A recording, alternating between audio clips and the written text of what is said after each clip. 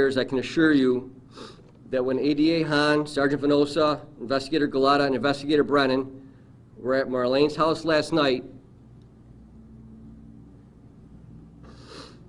and can finally tell her after 35 years they made the arrest.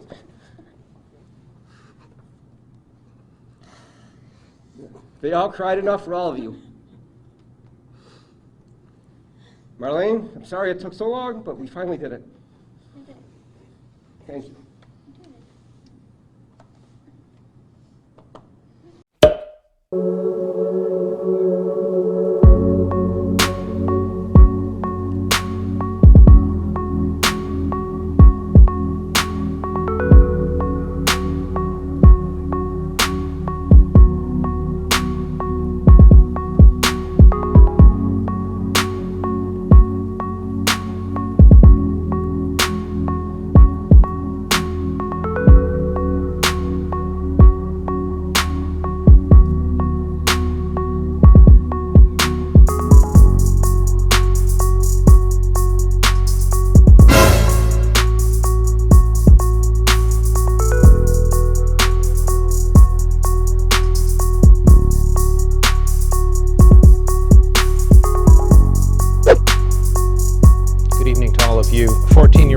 Wendy Jerome was killed back in 1984 while walking in her Rochester neighborhood.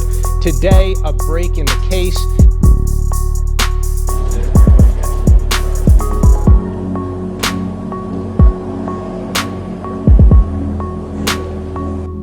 '24th, 1984. Wendy Jerome left her Denver Street home. The medical examiner at the time ruled that Wendy had died from massive blunt force trauma as well as multiple lacerations about her body. Honestly, the extent of the injuries are too horrendous to talk about here. What it is safe to say is that Wendy did put up a fight. There was no witnesses to this brutal or horrific crime. Over the years, investigators have followed up on hundreds of leads, hunches, all eventually leading to nowhere.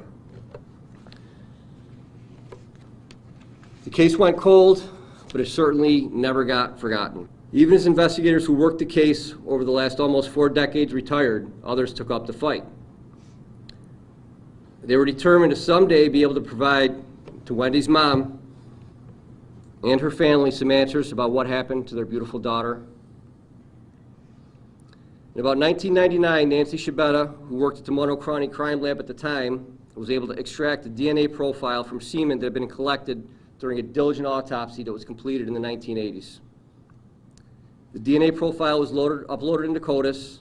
CODIS is the FBI's DNA database system that law enforcement uses. Finally, this July, we received the familial search results from DCJS and the New York State Police Crime Lab. To everybody involved in this case over the years, I can assure you that when ADA Hahn, Sergeant Venosa, Investigator Galata, and Investigator Brennan were at Marlene's house last night, and can finally tell her after 35 years they made the arrest.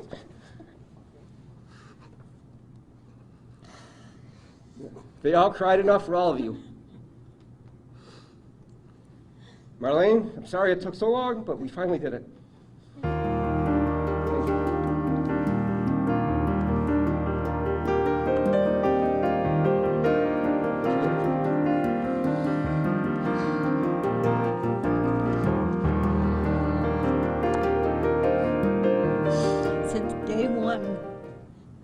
They have been by my side and in contact with me.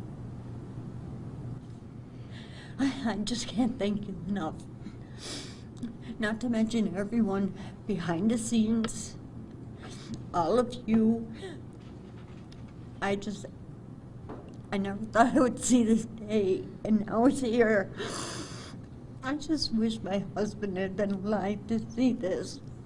He passed away in 2011. And I know he's up there with her.